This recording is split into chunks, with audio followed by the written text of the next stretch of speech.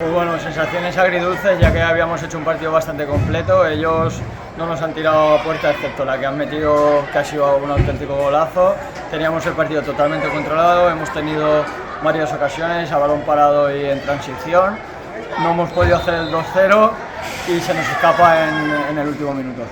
Bueno, es una pasada, van a llegar al menos 5 equipos prácticamente con opciones de meterse en playoff. Es una liga muy competida y bueno, pues vamos a ver qué pasa al final.